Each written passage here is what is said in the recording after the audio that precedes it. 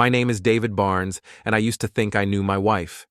After 15 years of marriage, I figured I had Jessica figured out, her morning coffee ritual, the way she hummed while folding laundry, how she always claimed the left side of the bed. But people change, or maybe they just get better at hiding who they really are. It started with small things. Jessica would come home later from work, claiming her marketing firm was swamped with new clients. She'd shower immediately after walking through the door, saying she felt grimy from the city air. Her phone, which used to sit carelessly on kitchen counters, suddenly became an extension of her hand. "You're being paranoid, Dave," she'd say whenever I asked about her day. "I'm working hard for us, for our future. I'm a construction foreman, not a detective, but I know when something doesn't fit right. When you've spent 20 years making sure buildings don't collapse, you develop an eye for structural problems. And my marriage was showing cracks." The lies became more elaborate. Jessica would disappear for entire evenings, claiming she was helping her parents with various emergencies. Her father supposedly needed help with his computer. Her mother required assistance organizing old photographs. There was always something. "They're getting older, Dave," she'd explain, adjusting her makeup in the hallway mirror before leaving. "They need me more now." Her parents, Robert and Linda Collins, were decent people in their 70s who lived about 40 minutes across town. They'd raised Jessica and her younger brother with solid middle-class values, and I'd always gotten along well with them. But Jessica's sudden devotion to family duty seemed suspicious, especially since she'd spent years complaining about how boring they were. The frequency increased. 2 nights a week became 3, then 4. Jessica would kiss my cheek, grab her purse, and announce she was heading to her parents' house to help with whatever crisis had emerged that day. "Don't wait up," became her catchphrase. You know how Mom gets when she starts talking about the old days? I tried to be understanding. My own parents had passed away 5 years earlier, and I knew the importance of spending time with family while you still could. But something felt wrong about the whole situation. Jessica never invited me along anymore, claiming her parents needed daughter time, or that I'd be bored by their conversations. One Thursday evening in November, as rain drummed against our living room windows, I decided to do something that seemed perfectly reasonable. If Jessica was spending so much time at her parents' house, why not invite them over to ours? It would save her the drive, and we could all spend time together as a family. I called Robert that afternoon while Jessica was at work. "Hey, Robert, it's Dave. How are you and Linda doing?" "Oh, we're fine, son. Just watching our shows and complaining about the weather. You know how it is." "Listen, Jessica's been telling me how much time she's been spending over there helping you folks out. I was thinking maybe you'd like to come over to our place for dinner this weekend. Save Jess the drive, and we could catch up properly." Before we dive deeper into this story, I have one small request. Please subscribe, drop a like, comment, and hit that hype button to boost this channel so more people can discover these incredible Reddit stories. There was a brief pause. "That sounds wonderful, Dave. We'd love that. It's been too long since we've seen your place. Linda's always asking about those renovations you did to the kitchen." We settled on Saturday evening. I planned to surprise Jessica with the invitation, figuring she'd be thrilled that her parents could visit without her having to make the long drive. Saturday arrived gray and cold, typical November weather that made you want to stay inside with a warm meal and good company. I spent the afternoon preparing Jessica's favorite pot roast, the one my mother had taught me to make years ago. The house smelled like home, garlic, herbs, and slow-cooked beef filling every room. Jessica seemed distracted that morning, checking her phone more frequently than usual.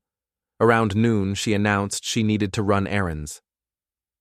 "I'll be back later," she said, grabbing her keys and coat. "Probably around 6 or 7. "Actually, don't make any plans for tonight," I said, stirring the pot roast.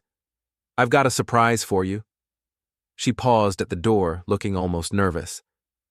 "What kind of surprise?" "You'll see. Just be home by 5, okay?" After she left, I continued cooking and cleaning, making sure everything would be perfect. Robert and Linda arrived promptly at 5:30, bringing a bottle of wine and Linda's famous apple pie. "Something smells incredible in here," Linda said, hugging me warmly. "You didn't have to go to all this trouble." "No trouble at all. Jessica should be home any minute." We settled into the living room, Robert admiring the new hardwood floors I'd installed last spring, while Linda caught me up on neighborhood gossip. They were relaxed and happy, clearly enjoying the chance to visit. At 6:15, my phone buzzed with a text message. Jessica's name appeared on the screen, and I opened it expecting her to say she was running late from her errands. Instead, I read, "Phew! I made it to my parents. We're having a holiday dinner for our family anniversary.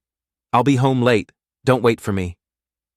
I stared at the screen, reading the message twice to make sure I understood correctly. Then I looked up at Robert and Linda, who were sitting on my couch discussing whether they wanted coffee or tea with dinner. My wife was claiming to be at her parents' house, having a family dinner. Her parents were in my living room. The shock hit first, like a physical blow to the chest. Then came the realization that this wasn't a mistake or confusion. This was a deliberate lie. Jessica thought her parents were safely at home, 40 minutes away, providing her with the perfect alibi for wherever she actually was. "Is everything all right, Dave?" Linda asked, noticing my expression. "You look like you've seen a ghost." I quietly opened my phone's location sharing app, something Jessica and I had set up years ago for safety reasons.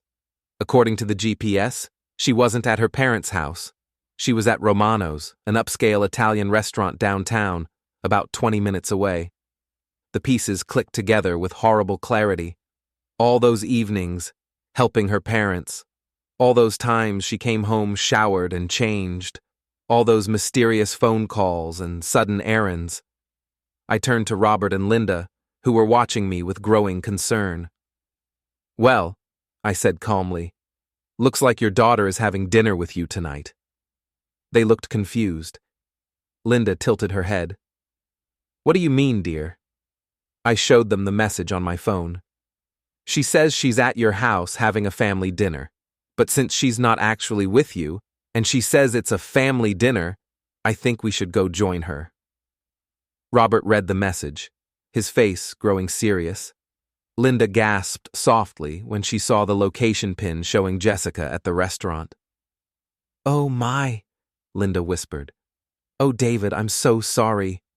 "Don't apologize," I said, grabbing my keys. "Let's go have that family dinner she mentioned." The drive to Romano's took exactly 18 minutes. Nobody spoke much during the trip, but the tension in my truck was thick enough to cut with a knife. Linda sat in the passenger seat, occasionally making small, worried sounds, while Robert stared out the back window like he was watching his daughter's reputation disappear into the distance. Romano's was the kind of place Jessica and I used to go for anniversaries. Dim lighting, expensive wine, tables positioned for intimate conversations. The parking lot was full of luxury cars and SUVs, the kind of vehicles driven by people who didn't worry about overtime hours or construction season layoffs. "Are you sure about this, Dave?" Robert asked as we walked toward the entrance. "Maybe there's an explanation." "There's definitely an explanation," I replied. "I just don't think it's one any of us are going to like." The hostess, a young woman with perfectly styled hair and a practiced smile, greeted us warmly. "Good evening. Do you have a reservation?" "We're meeting someone," I said. "Jessica Barnes. She should already be seated." The hostess checked her computer. "Oh yes, table 12. Right this way." She led us through the restaurant, past couples sharing wine and families celebrating special occasions. The atmosphere was warm and romantic, exactly the kind of place you'd take someone you wanted to impress. And there she was. Table 12 sat in a corner alcove, partially hidden from the main dining room by a decorative screen. Jessica sat with her back to us, leaning across the table toward a man I'd never seen before. He was younger than me, maybe early 40s, with the kind of expensive haircut and tailored suit that screamed money. They were holding hands across the table, and Jessica was laughing at something he'd said. She looked beautiful. Her hair was styled differently than it had been that morning, and she was wearing a dress I didn't recognize.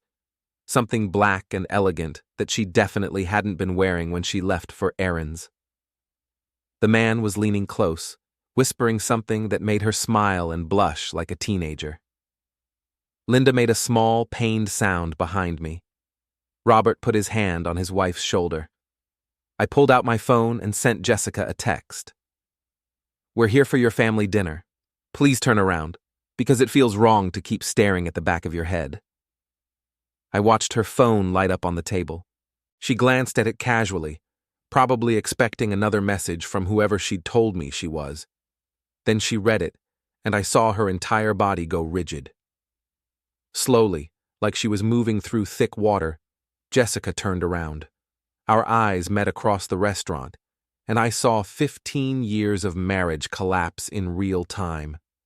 Her face went through a series of expressions: confusion, recognition, horror, and finally a kind of desperate panic that would have been funny if it weren't so pathetic.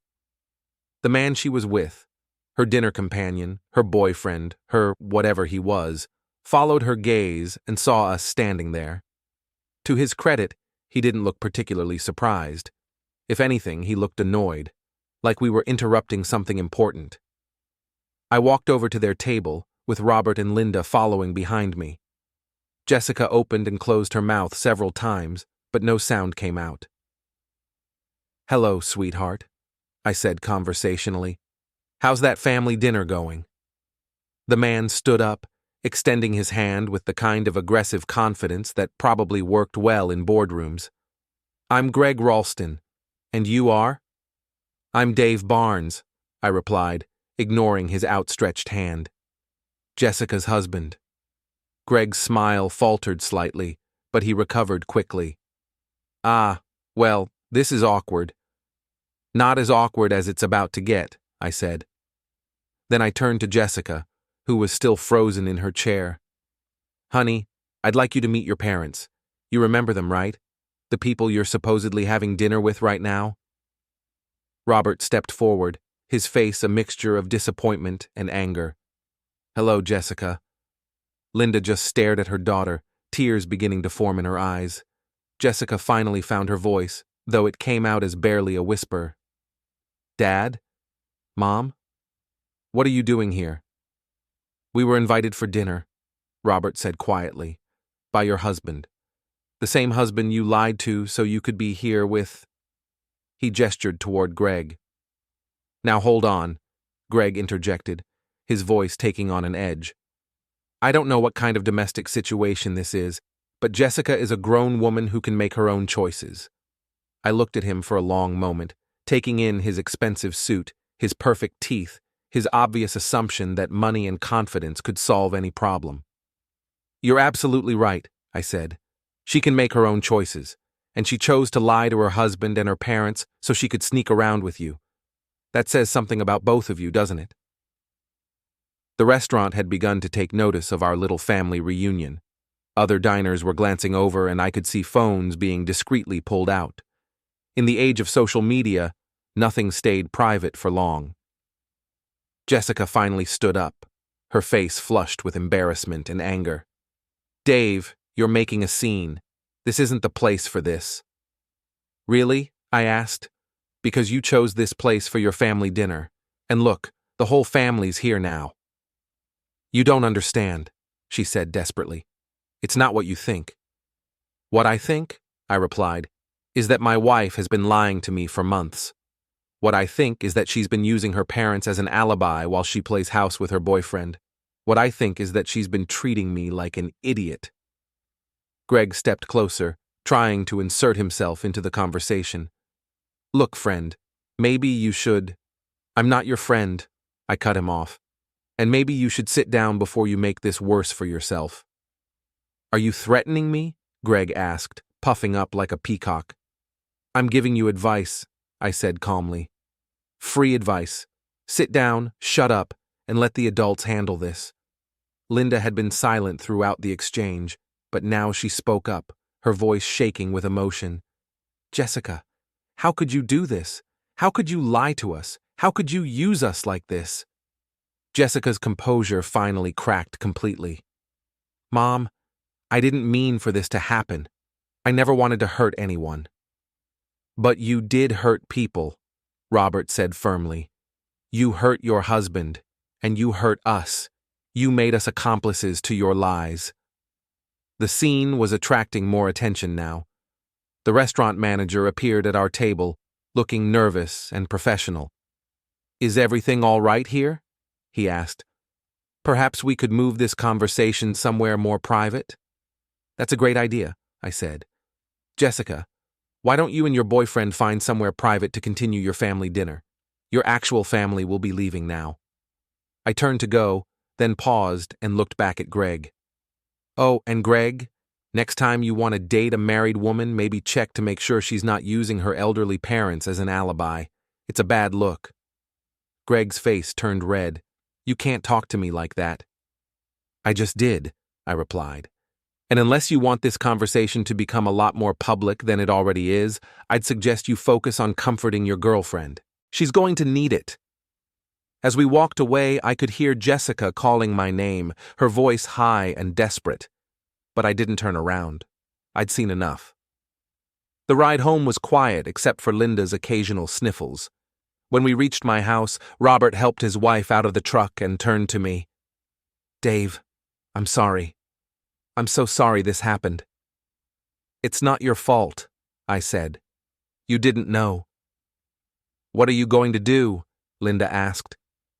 I looked at my house, at the warm light spilling from the windows, at the home I'd built and maintained and loved for 15 years. I'm going to finish cooking that pot roast, I said, and then I'm going to figure out what comes next.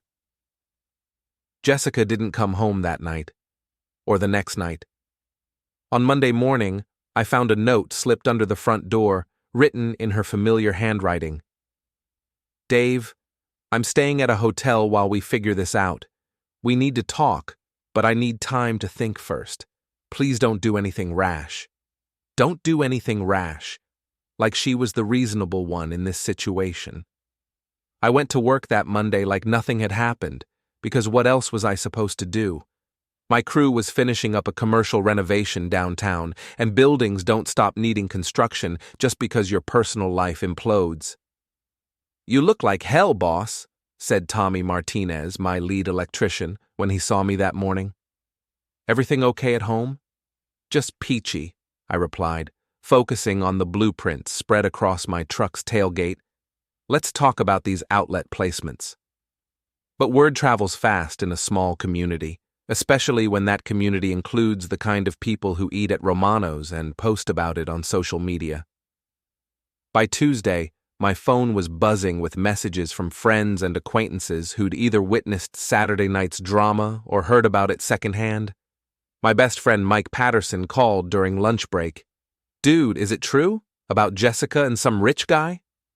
It's true, I said, not bothering to sugarcoat it. Caught them red-handed at Romano's. Jesus, Dave, I'm sorry, man. What are you gonna do? Still figuring that out. Mike was quiet for a moment. You know, Sarah and I always thought something seemed off lately. The way Jessica acted at the barbecue last month, always checking her phone, leaving early. We didn't want to say anything because, it's not our business. But now it makes sense, I finished. Yeah. Look, whatever you need, we're here for you. Sarah's already planning to bring you enough casseroles to feed an army. That was Mike, loyal, straightforward, the kind of friend who'd help you move a body without asking questions. We'd known each other since high school, and our wives had become close over the years. Or at least, I'd thought they were close. Wednesday brought an unexpected visitor to the construction site. I was reviewing safety protocols with the crew when a black BMW pulled up, and Greg Ralston stepped out. He looked different in daylight, older, less polished. His expensive suit couldn't hide the stress lines around his eyes or the way his hands shook slightly as he approached me. We need to talk, he said without preamble. My crew had stopped working and was watching with obvious interest. Construction workers are not known for their subtlety, and the tension in the air was thick enough to cut with a circular saw. "Tommy, take the guys to lunch," I said, not taking my eyes off Greg. "Early lunch today." After they left, Greg and I stood facing each other in the empty building, surrounded by the smell of sawdust and fresh paint. "Jessica told me what happened Saturday," he said. "The whole thing with her parents. That was a low blow." I almost laughed. A low blow? I invited my in-laws to dinner. My wife chose to lie about where she was. You want to talk about low blows? Look, I know this situation is complicated. It's not complicated, I interrupted. My wife is cheating on me with you. That's about as uncomplicated as it gets. Greg ran a hand through his hair, messing up his perfect styling. She's going to leave you. She just needs time to figure out how to do it without destroying everyone. How considerate of her. I'm trying to be reasonable here, Greg said, his voice rising. Jessica and I didn't plan for this to happen. It just did. Sometimes people fall in love. Fall in love? I repeated. Is that what you call lying to your spouse for months? Using elderly parents as alibis? Sneaking around like teenagers? You don't understand what she's been going through, Greg said defensively. She's been unhappy for years. She felt trapped, unappreciated. And you were there to appreciate her, right? How noble. Greg's composure was starting to crack. At least I can give her the life she deserves. When's the last time you took her somewhere nice? When's the last time you bought her something that wasn't practical? That hit closer to home than I wanted to admit. Jessica and I had settled into a comfortable routine over the years. Work, home, occasional dinners out, vacations to places we could afford. We weren't rich, but we were stable. Apparently, that wasn't enough anymore. So, this is about money? I asked. It's about being able to provide for the woman you love, Greg replied. It's about not having to worry about overtime hours or whether you can afford a nice restaurant. And what do you do, Greg? What's your job that makes you so much better than a construction foreman? I'm in real estate development, he said with obvious pride. I've got projects all over the city. I can offer Jessica security, adventure, a real future. Congratulations, I said dryly. You're rich, and you stole another man's wife. Your mother must be so proud. Greg stepped closer, his face flushing with anger. I didn't steal anything. Jessica came to me. She chose me. She chose to lie and cheat, I corrected. There's a difference. For a moment, I thought he might actually take a swing at me. His hands clenched into fists, and his whole body tensed. But then he seemed to remember where he was, alone with a construction worker in an empty building full of power tools and heavy equipment. This conversation is over, he said, backing toward the exit. Jessica will contact you when she's ready to discuss the divorce. Tell her not to rush on my account, I called after him. I've got all the time in the world.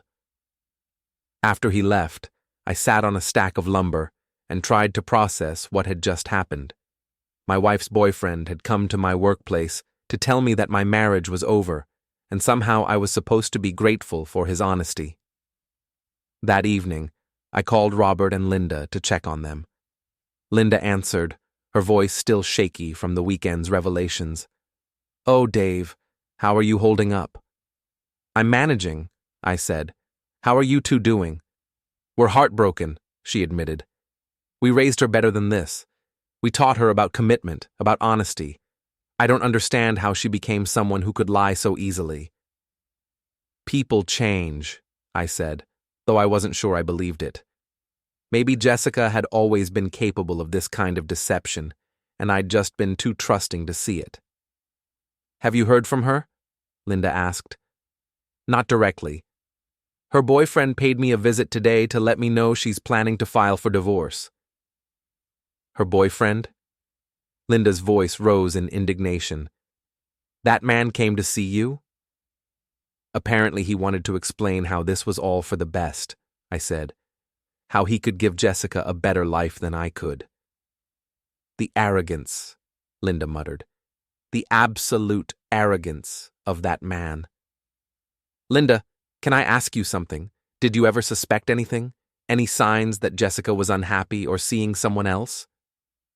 There was a long pause. Looking back, maybe. She'd been distant lately when she called. Short conversations like she was distracted, and she stopped mentioning you as much. Before, it was always, Dave and I did this, or Dave thinks that. But recently, it was just about her job, her friends, her plans. Her friends. That reminded me of something that had been nagging at me. Jessica's closest friends were Sarah Patterson, Mike's wife, and Jennifer Walsh, whose husband Tom worked in the city planning office. If Jessica had been having an affair for months, surely they would have known about it. Thursday evening, I decided to find out exactly how much they'd known. Sarah Patterson answered her door with a casserole dish in her hands and guilt written all over her face. Dave, I was just about to bring this over to you. Mike told me what happened, and I thought you might need some home-cooked meals while you're dealing with everything. That's thoughtful of you, I said.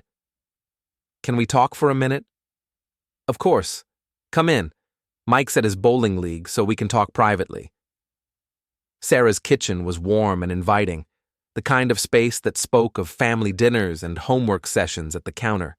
She poured coffee without asking, and sat across from me at the breakfast table. I'm so sorry about Jessica, she began. I can't imagine how you must be feeling.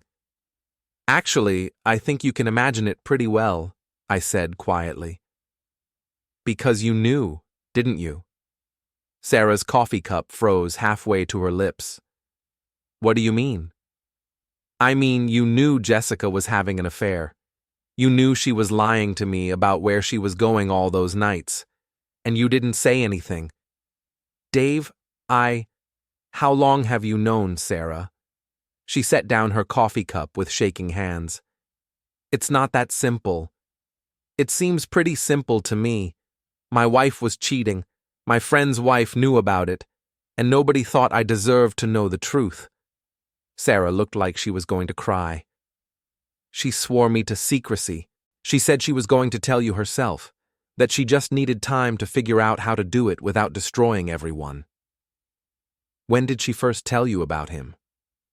About 3 months ago, Sarah admitted. She said she'd met someone at a work conference that they'd just talked at first, but then it became something more. She was so conflicted, Dave. She cried about it constantly. She cried about it, I repeated, but she didn't stop doing it. She said she'd never felt this way before, that she'd married you when she was young and had never experienced real passion. She felt like she was missing out on something important. So she decided to find it with someone else while staying married to me. Sarah wiped her eyes with a napkin. I told her it was wrong. I told her she needed to either work on her marriage or end it. But that sneaking around wasn't fair to anyone. But she said it was complicated, that she needed time to think. 3 months, I said. She had 3 months to think, and instead of thinking, she kept lying. I'm sorry, Sarah whispered. I should have told you. I wanted to tell you so many times, but she's my friend, and she begged me not to say anything. She promised she was going to handle it. Who else knew? Sarah hesitated. Jennifer knew, and probably some of the other girls from Jessica's work. But Dave, we all thought she was going to come clean. We never imagined she'd keep lying for this long. I stood up, suddenly feeling exhausted. So basically, everyone in Jessica's social circle knew my wife was cheating on me except for me. It wasn't like that. It was exactly like that, I interrupted. You all sat around discussing my marriage, feeling sorry for poor Jessica who was trapped with her boring construction worker husband, and nobody thought I had a right to know what was happening in my own life. That's not fair, Sarah said, her voice rising. We were trying to protect everyone. We thought if we could convince her to make a decision, it would be better than blowing everything up. Better for who? Better for Jessica, who got to have her cake and eat it too. Better for you, who got to feel like you were keeping your friends' secrets. It sure as hell wasn't better for me. Sarah started crying in earnest now. I'm sorry, Dave. I'm so sorry. I know we handled it wrong. I know we should have told you, but we were trying to do the right thing. The right thing would have been to tell your friend that cheating on her husband was wrong, and if she didn't stop or come clean, you'd tell me yourself. The right thing would have been to give me the respect of knowing the truth about my own marriage. I headed toward the door, then turned back. And Sarah? Don't bother bringing any more casseroles. I think our friendship ended about 3 months ago. I just didn't know it yet. The next stop was Jennifer Walsh's house. She lived in a newer subdivision about 10 minutes away, one of those places where all the houses looked the same and the lawns were perfectly manicured. Tom answered the door, looking surprised to see me. Dave, hey, how are you holding up? Jennifer told me what happened with Jessica. That's rough, man. Is Jennifer home? I need to talk to her. Sure, she's in the living room. Come on in. Jennifer was watching TV with their teenage daughter, but she sent the girl upstairs when she saw my expression. Dave, I'm so sorry about everything. I can't believe Jessica did this to you. Can't you? I asked, settling into their leather recliner. Because from what I understand, you've known about it for months. Jennifer and Tom exchanged a look. Tom cleared his throat. Maybe I should leave you two to talk. No, stay, I said. This concerns both of you. Your wife knew my wife was cheating, and I'm guessing you knew she knew. Tom shifted uncomfortably. Jennifer mentioned that Jessica was going through some things, but I didn't know the details. The details, I said, are that my wife has been having an affair for at least 3 months, using her elderly parents as an alibi and lying to me every single day. And her best friends knew about it and decided it wasn't their place to tell me. Jennifer started to speak, but I held up my hand. Let me ask you something, Jennifer. If Tom was cheating on you, and I knew about it, would you want me to tell you? That's different. How is it different? Because Jessica was my friend first. She came to me for support, and I couldn't betray her confidence. But you could betray mine, I said. You could sit across from me at barbecues and dinner parties, knowing that my wife was making a fool of me, and say nothing. Tom leaned forward. Dave, I get why you're angry, but the women were in an impossible situation. Jessica put them in the middle of something they never asked to be part of. No, I said firmly. Jessica put me in an impossible situation. She made me live a lie without knowing it was a lie. Your wife chose to be part of that lie. Jennifer was crying now, too. I told her to tell you. I told her dozens of times that what she was doing was wrong. But she said she needed time to figure out her feelings, and she begged us not to say anything. How much time does someone need to figure out that cheating is wrong? I asked. How much time does someone need to decide whether they want to be married or not? She was scared, Jennifer said desperately. She was scared of hurting you, scared of disappointing her parents, scared of making the wrong choice. So instead she made the choice to lie to everyone and let other people clean up her mess. I stood up again, feeling like I was repeating the same conversation over and over. You know what the worst part is? It's not even the cheating, although that's bad enough. It's the fact that everyone I trusted decided I couldn't handle the truth. You all decided that I was too fragile or too stupid to deal with reality. We were trying to protect you, Jennifer protested. You were trying to protect yourselves, I corrected. You were trying to avoid the uncomfortable situation of having to choose sides or deal with the consequences of Jessica's actions. So you chose to let me be the fool who didn't know what everyone else knew. Tom stood up too. Dave, I think you're being unfair. These women were put in an impossible position. And I was put in an impossible position too, I replied. The difference is, I didn't know I was in it. At least they got to make choices. I was just living in a fantasy that everyone else knew was fake. I headed for the door again. Tom, you seem like a decent guy, so let me give you some advice. If your wife ever tells you she's keeping secrets about other people's marriages, tell her to stop. Because secrets like this don't protect anyone. They just make the eventual explosion worse. As I drove home, I realized that my social circle had essentially evaporated in the space of a week.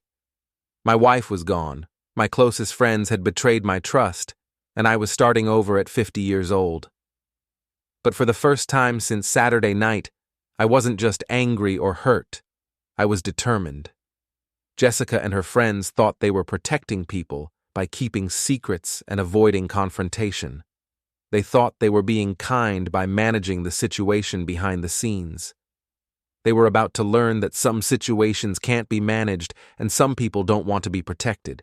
They were about to learn that actions have consequences, even when you think you're doing the right thing. Especially when you think you're doing the right thing. Friday morning brought another surprise visitor to the construction site, but this time it was someone I actually wanted to see. My brother-in-law, Jessica's younger brother Mark, pulled up in his pickup truck just as my crew was starting work. Mark was different from Jessica. Straightforward, honest, the kind of guy who said what he meant and meant what he said. He worked as a mechanic and had never cared much for the social games that seemed to consume his sister and her friends. "Dave," he said, walking over with his hands in his pockets. "Mom told me what happened. I'm sorry, man. This whole thing is screwed up." "Thanks for coming by," I said. "How are your parents holding up?" "They're devastated. Mom's been crying for 3 days straight and Dad's so angry he can barely talk about it. They feel responsible somehow, like they failed as parents. It's not their fault. I know that, and you know that, but they don't see it that way. They keep asking where they went wrong, how they raised a daughter who could lie so easily." Mark kicked at a piece of scrap wood. "I talked to Jessica yesterday." "Yeah? How'd that go?" "Not well. She's staying at some fancy hotel downtown, courtesy of her new boyfriend, and she's acting like she's the victim in all this, like everyone's being unfair to her." "What did she say?" "She said you humiliated her in public, that you turned her parents against her, that you're trying to destroy her relationship with Greg out of spite." I almost laughed. "I humiliated her? I showed up to a family dinner she claimed to be having? She humiliated herself." "That's what I told her," Mark said. "I told her she made her own choices, and now she has to live with the consequences. She didn't want to hear it." "Did she say anything about coming home? About trying to work things out?" Mark shook his head. "She's done, Dave. She's already talking to lawyers about the divorce. She wants to move fast so she can start her new life with Greg." The finality of it hit me harder than I expected. Part of me had been holding on to the hope that this was all some kind of midlife crisis, that Jessica would come to her senses and we could find a way to rebuild our marriage. But hearing it from Mark made it real in a way it hadn't been before. "There's something else," Mark continued. "Something you should know about Greg." "What about him?" I did some digging, called a few friends who work in real estate and construction around the city. Greg's company is in trouble. Bad trouble. He's been taking on projects he can't afford, borrowing against future developments that might never happen. Word is he's about 6 months away from bankruptcy. That was interesting. So the rich boyfriend might not be so rich after all? Exactly. And there's more. He's been married twice before, both times to women he met while they were married to other men. Apparently, it's kind of his thing, targeting unhappy wives, promising them a better life, then moving on when the novelty wears off. Does Jessica know any of this? I tried to tell her, but she wouldn't listen. She said I was just trying to sabotage her happiness because I was jealous of her success. Her success at what? Cheating on her husband? That's what I said. She hung up on me. Mark stayed for another few minutes, and we talked about practical things, the house, the divorce proceedings, what would happen to Jessica's relationship with her parents. Then he left, and I was alone with my thoughts and the sound of power tools. That evening, I made a decision that would change everything. I drove to the hotel where Jessica was staying, the Grand Metropolitan, a 5-star place downtown that charged more per night than I made in a week. The lobby was all marble and crystal, filled with the kind of people who wore suits that cost more than my truck. I asked the desk clerk to call Jessica's room.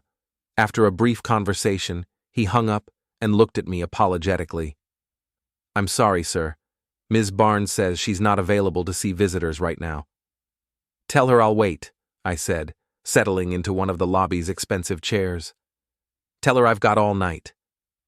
20 minutes later, Jessica appeared at the elevator, looking like she'd rather be anywhere else in the world. She'd lost weight since Saturday, and there were dark circles under her eyes that makeup couldn't quite hide. "What do you want, Dave?" she asked, sitting in the chair across from me. "I want to talk to my wife," I said. "Remember me? The guy you've been married to for 15 years? Don't be sarcastic. This is hard enough without you making jokes." "Hard for who? Hard for you? Because from where I'm sitting, you've been having a pretty easy time of it. Nice hotel, rich boyfriend, no responsibilities." Jessica looked around nervously, aware that we were having this conversation in a very public place. "Can we go somewhere more private?" "Why? Afraid someone might overhear the truth about your situation?" "I'm trying to be reasonable here," she said. "I know you're angry, and you have every right to be. But we need to discuss how we're going to handle the divorce." "The divorce," I repeated. "Just like that. 15 years of marriage, and you want to handle it like a business transaction. What did you expect, Dave? Did you think I was going to come crawling back, begging for forgiveness? I thought you might at least try to explain why you threw away our marriage for a guy you've known for 3 months. Jessica's composure cracked slightly. "You wouldn't understand. Try me. I'm smarter than you think." She was quiet for a long moment, staring at her hands. "Do you know what it's like to wake up every day knowing that your life is exactly the same as it was the day before? The same routine, the same conversations, the same everything? That's called marriage, Jessica. That's called building a life together. That's called being buried alive," she shot back. "That's called settling for mediocrity because you're too scared to want something more. And Greg represents something more? Greg represents possibility," she said, her voice taking on a dreamy quality. "He represents adventure, excitement, a chance to be someone different." "He represents lies and betrayal," I corrected. "He represents the choice to hurt people rather than deal with your problems, honestly." "You don't know him," Jessica said defensively. "You don't know what he's like when we're alone together. He makes me feel alive in a way I haven't felt in years." "He makes you feel alive because what you're doing is wrong," I said. "Because it's secret and forbidden. That's not love, Jessica. That's just adrenaline." "Don't tell me what I'm feeling," she snapped. "Don't sit there and analyze my emotions like you're some kind of expert on relationships. If you were such an expert, maybe you would have noticed that your wife was unhappy." That stung, because there was truth in it. "You're right," I said. "I should have noticed. I should have paid more attention. But you know what? Unhappy people don't have to become cheating people. Unhappy people can try counseling, or honest conversations, or even separation. They don't have to lie and sneak around and drag their friends into covering for them." "It wasn't supposed to happen this way," Jessica said quietly. "I wasn't looking for an affair. I met Greg at a conference, and we just connected. It was supposed to be just talking, just friendship. But then it became more, and I didn't know how to stop it." "You stop it by stopping it," I said. "You stop returning his calls. You stop meeting him for dinner. You stop lying to your husband about where you are. You make it sound so simple. It is simple. It's not easy, but it's simple. You choose to be faithful to your marriage, or you choose to end your marriage. You don't choose to have both." Jessica wiped her eyes with a tissue from her purse. "I know I handled this wrong. I know I hurt you and my parents and everyone else, but I can't change what happened. I can only try to move forward." "Move forward with Greg?" "Yes. I love him, Dave. I know you don't want to hear that, but it's true. I love him in a way I never loved you." "You love the idea of him," I corrected. You love what he represents, but you don't really know him. I know him better than you think. Do you know that his business is failing? Do you know that he's been married twice before, both times to women he stole from their husbands? Do you know that he's probably going to be bankrupt within the year? Jessica's face went pale. That's not true. You're just trying to hurt me. I'm trying to save you from making an even bigger mistake than you've already made. But if you don't want to listen, that's your choice. I stood up to leave, then turned back one more time. Jessica, I want you to know something. I would have fought for our marriage. If you had come to me and said you were unhappy, if you had asked me to go to counseling or change or try harder, I would have done it. I would have done whatever it took to make you happy. But you didn't do those things, she said quietly. You just assumed everything was fine. You're right, I admitted. I did assume that, and that was my mistake. But your mistake was deciding that the solution was to lie and cheat rather than have an honest conversation with your husband. I walked away then, leaving her sitting alone in the lobby of her expensive hotel, surrounded by marble and crystal and the wreckage of our marriage. But I wasn't done, not even close, because Jessica and her friends had made one crucial miscalculation. They'd assumed that I would just quietly accept the situation, that I would be the good guy who didn't make waves or cause problems. They were about to learn that sometimes the good guy gets tired of being good. The idea came to me on Sunday morning while I was drinking coffee and staring at the empty chair where Jessica used to sit, reading the newspaper. It was elegant in its simplicity, and more importantly, it was completely legal. Jessica wanted to move fast on the divorce so she could start her new life with Greg. She was counting on me being reasonable, being the nice guy who would make things easy for everyone. But Jessica had forgotten something important about construction work. When you're building something, you have to be very careful about the foundation. If the foundation is flawed, everything built on top of it will eventually collapse. And Jessica's new life was built on a very flawed foundation. My first call was to a private investigator named Rita Kowalski, a former police detective who specialized in divorce cases. I'd used her services before to investigate potential business partners, and I knew she was thorough, discreet, and completely ethical. Dave Barnes, she said when she answered the phone. Long time no see. What can I do for you? I need you to investigate someone for me, I said. Greg Ralston, real estate developer, probably in his early 40s, drives a black BMW. What kind of investigation? Everything. Financial records, business dealings, personal history, criminal background if he has one. I want to know everything there is to know about this guy. This wouldn't have anything to do with your wife, would it? Rita asked. Because I heard through the grapevine that you two were having some problems. My wife is planning to divorce me so she can marry Greg, I said. I want to make sure she knows exactly who she's planning to marry. Fair enough. Give me a week, and I'll have everything you need to know about Mr. Ralston. My second call was to my lawyer, a sharp woman named Patricia Hendricks, who had handled my business contracts for years. I explained the situation and asked her to start divorce proceedings immediately. I thought you might want to try counseling first, Patricia said. Sometimes these midlife crisis affairs burn out on their own. Not this time, I said. Jessica's made her choice, and I'm going to make sure she gets exactly what she asked for. What do you mean? I mean, I'm going to give her the fastest, cleanest divorce possible. No fighting, no drama, no attempts to reconcile. She wants her freedom? She's going to get it. Patricia was quiet for a moment. Dave, that's very generous of you, but you might want to think about this more carefully. You're entitled to half of everything, including any retirement accounts, property appreciation, all of it.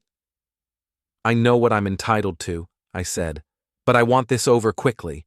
Draw up papers that give Jessica exactly what she's asking for, a fast divorce so she can marry her boyfriend. If you're sure, I'm sure. But Patricia, Make sure the papers are filed and processed as quickly as possible.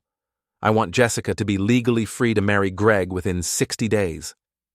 That's very fast for a divorce. That's the point. While I waited for Rita's investigation and Patricia's paperwork, I started working on the second part of my plan. I began documenting everything, every lie Jessica had told, every night she'd claimed to be at her parents' house, every friend who had known about the affair and said nothing. I created a timeline, complete with dates, locations, and witnesses. I gathered text messages, phone records, and credit card statements that showed the pattern of deception. I interviewed Jessica's parents, getting their statements about how their daughter had used them as unwitting alibis. Most importantly, I started reaching out to people in Greg's business and social circles, asking casual questions about his reputation, his financial situation, and his personal history. What I found was even worse than Mark had suggested. Greg Ralston was a serial predator who specifically targeted married women. His pattern was always the same: identify an unhappy wife, usually someone married to a blue-collar worker or middle-class professional, sweep her off her feet with expensive dinners and promises of a better life, convince her to leave her husband, marry her quickly before she had time to think it through. Then, within a year or two, move on to the next target while leaving his ex-wife financially and emotionally destroyed.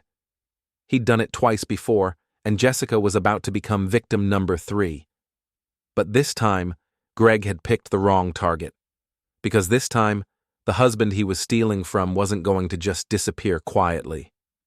Rita called me on Thursday with her preliminary findings. "Dave, you need to sit down for this." "That bad?" "Worse. Greg Ralston is not just a serial cheater, he's also a serial fraud. His real estate company is a house of cards built on forged documents, inflated property values, and borrowed money he can't repay. The FBI has been investigating him for 6 months. The FBI? Financial Crimes Division. They think he's been running a Ponzi scheme, using money from new investors to pay off old ones while skimming millions for his personal use. The fancy car, the expensive hotel rooms, the lavish lifestyle, it's all paid for with other people's money. How long before they arrest him? Could be any day now. They're just building their case, making sure they have enough evidence to guarantee a conviction. Perfect. Absolutely perfect. Rita, I need you to do something for me. I need you to compile all of this information into a comprehensive report: the financial fraud, the pattern of targeting married women, everything. But I don't want you to give it to me yet. When do you want it? I want you to give it to Jessica on her wedding day. Rita was quiet for a moment. Dave, what are you planning? I'm planning to give my wife exactly what she asked for, I said. A fast divorce and the freedom to marry the man of her dreams. The divorce papers were ready by the following Monday. Patricia had outdone herself, creating documents that gave Jessica everything she wanted and more: the house, the cars, half of our savings, even my retirement account. I was signing it all over to her without a fight. Dave, I have to advise you one more time that this is not in your best interest, Patricia said as I signed the papers. You're giving up a lot of money. Money I can earn back? I said. But the satisfaction of watching this play out, that's priceless. I hand-delivered the divorce papers to Jessica at her hotel that evening. She was waiting in the lobby, probably expecting another confrontation. Instead, I handed her the manila envelope and smiled. "What's this?" she asked suspiciously. "Your divorce papers," I said. "Everything you asked for. Fast, clean, no fighting." She opened the envelope and scanned the documents, her eyes growing wider with each page. "You're giving me the house? And the cars and half the savings and half my retirement. Everything you're entitled to and more." "Why?" she asked, clearly confused. "Why are you making this so easy?" "Because I want you to be happy," I said sincerely. "I want you to have everything you need to start your new life with Greg." Jessica stared at me like I'd grown a second head. "This doesn't sound like you." "Maybe you never knew me as well as you thought," I replied. "Sign the papers, Jessica. File them tomorrow. You can be free to marry Greg within 60 days. 60 days? That's what you wanted, right? To move fast so you could start your new life? She nodded slowly, still looking confused. Yes, but nothing. You made your choice, and I'm respecting it. I hope you and Greg will be very happy together. I turned to leave, then paused. Oh, and Jessica? You might want to start planning your wedding. I hear Greg likes to move fast once the divorce is final. As I walked away, I could feel her staring at me, trying to figure out what I was really up to. But she wouldn't figure it out until it was too late. Because the beauty of my plan wasn't what I was doing to Jessica and Greg. The beauty of my plan was what I was letting them do to themselves. Jessica wanted a fast divorce so she could marry a rich man who would give her a better life. She was going to get exactly that. And when it all fell apart, when the FBI arrested Greg, when his financial empire collapsed, when she realized she'd given up a stable marriage for a fantasy, she would have no one to blame but herself. The papers were filed on Tuesday. The 60-day countdown had begun, and I settled back to watch the show. The invitation arrived exactly 45 days after Jessica filed the divorce papers. Cream-colored cardstock with gold lettering announcing the wedding of Jessica Collins and Gregory Ralston at the Riverside Country Club. She'd gone back to her maiden name. That stung more than I'd expected. The wedding was scheduled for the Saturday after our divorce became final. She wasn't wasting any time. The invitation was addressed to Mr. David Barnes and guest, which I found amusing. Even after everything, Jessica still felt obligated to invite her ex-husband to her wedding. I called Rita Kowalski. "How's that report coming along?" "Almost finished," she said. "Dave, this guy is worse than we thought. I found evidence of at least 3 other women he's scammed over the years, plus some business partners who lost everything when his previous companies went bankrupt." "What about the FBI investigation?" "They're moving fast. My contact there says they're planning to make arrests within the next 2 weeks. Apparently, they've been waiting for him to complete some kind of major transaction that will give them enough evidence to guarantee a conviction." "What kind of transaction?" "He's been trying to buy a large development property using fraudulent financial documents. If he closes on that deal, they'll have him dead to rights on multiple federal charges." "When is the closing scheduled?" "Next Friday, 3 days after the wedding." Perfect timing. Greg would have just enough time to marry Jessica before his world came crashing down around him. "Rita, I want you to attend the wedding, as my guest." "Are you serious?" "Dead serious. I want you to be there to hand Jessica that report right after she says I do. I want her to know exactly who she just married while she's still wearing her wedding dress. That's cold, Dave. That's justice." The week before the wedding, I ran into Sarah Patterson at the grocery store. She looked uncomfortable when she saw me, clearly remembering our last conversation. "Dave," she said awkwardly. "How are you doing?" "I'm great," I said honestly. "Looking forward to the weekend." "You're looking forward to Jessica's wedding?"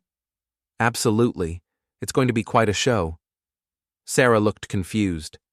"I heard you're actually going. People are saying you're taking it very well, being mature about the whole thing." "I'm being exactly as mature as the situation deserves," I replied. "Are you going?" "Yes, Jessica asked me to be in the wedding party. I felt like I couldn't say no." "Of course you couldn't. You've been such a good friend to her throughout this whole process." Sarah flinched at the sarcasm in my voice. "Dave, I know you're still angry about us not telling you about the affair, but—" "I'm not angry anymore," I interrupted. "I'm grateful. If you had told me about Jessica's affair, I might have tried to stop her from making the biggest mistake of her life. And that wouldn't have been fair to her." "What do you mean?" "I mean Jessica deserves to get exactly what she's been asking for.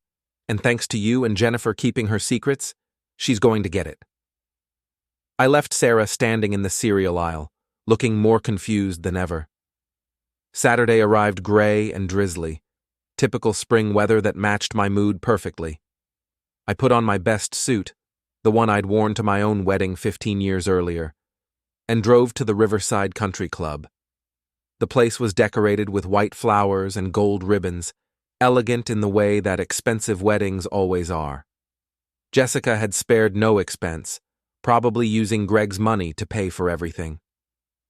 I arrived early and positioned myself in the back row, where I could see everything without drawing attention. Rita sat beside me, a manila envelope in her lap. "You sure about this?" she whispered. "I've never been more sure of anything in my life." The guests began filing in. Jessica's family and friends, people from her work, and what I assumed were Greg's business associates. I noticed that Robert and Linda Collins were not in attendance. Jessica's parents had apparently decided they couldn't support their daughter's marriage to the man she'd cheated with. Mark was there, though, sitting alone in the third row and looking like he'd rather be anywhere else. When he spotted me, he gave a small nod of acknowledgement. The ceremony began with the traditional processional music. Jessica's bridesmaids walked down the aisle, Sarah Patterson, Jennifer Walsh, and a few other women I recognized from Jessica's social circle. They all looked beautiful and happy, completely unaware of what was about to unfold.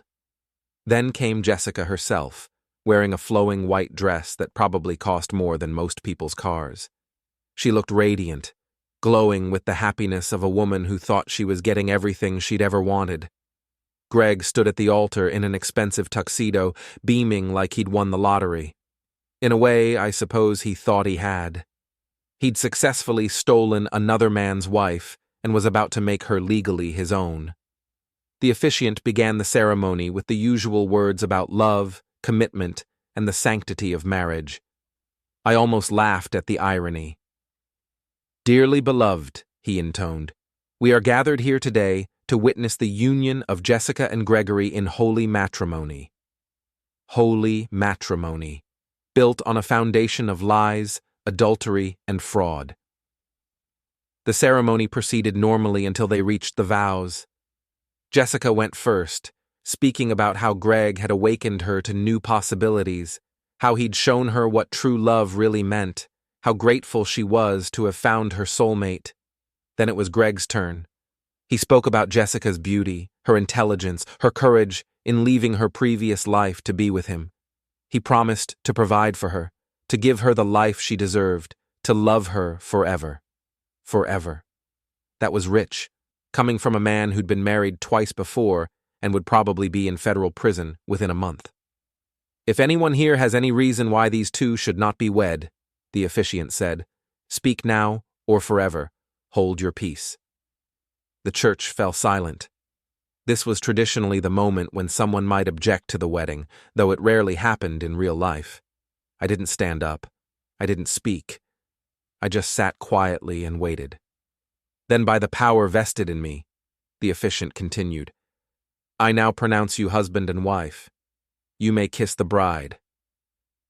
Greg kissed Jessica with theatrical passion while the crowd applauded. They turned to face their guests, beaming with joy and triumph. That's when Rita stood up. "Excuse me," she called out, her voice carrying clearly through the church. "Mrs. Ralston, I have something for you." The crowd turned to stare as Rita walked down the aisle, manila envelope in hand. Jessica looked confused and slightly annoyed at the interruption. "I'm sorry," Jessica said, "but this is my wedding. Whatever this is about can wait." "Actually, it can't wait," Rita replied, reaching the front of the church. "This is information about your new husband that you need to see right now." Greg stepped forward, his face flushing with anger. "Who the hell are you? Security." "I'm Rita Kowalski, private investigator," she said calmly. "And there is no security here, Mr. Ralston. Just a lot of people who are about to learn the truth about who you really are." She handed the envelope to Jessica, who took it with trembling hands. "What is this?"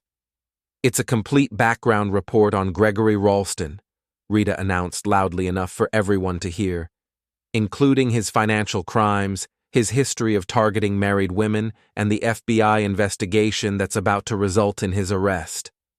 The church erupted in shocked murmurs. Jessica opened the envelope and began reading, her face growing paler with each page. "This isn't real," Greg said desperately. "This woman is lying. She's working for your ex-husband, trying to ruin our wedding."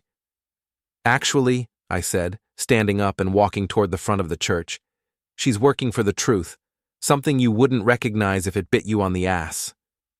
"Dave?" Jessica looked up from the report, her eyes wide with shock. "You did this?" "I gave you exactly what you asked for," I said. "A fast divorce so you could marry the man of your dreams. Congratulations, Mrs. Ralston. You got everything you wanted." Jessica's hands shook as she read the report: fraud, forged documents, a trail of broken marriages, and one line that made the room go cold: FBI investigation. Greg lunged for the papers, calling it all lies, but the details were too specific to dismiss. Rita didn't let him breathe, announcing he'd done this before: marry the woman, isolate her, drain the money, move on, and that an arrest was coming next Friday after his next deal. That snapped Jessica. She hurled the report at his chest, pages exploding across the altar. "You ruined my marriage for a fantasy," she cried, then turned to the guests, voice cracking with humiliation. "The wedding is over. Go home." The church erupted.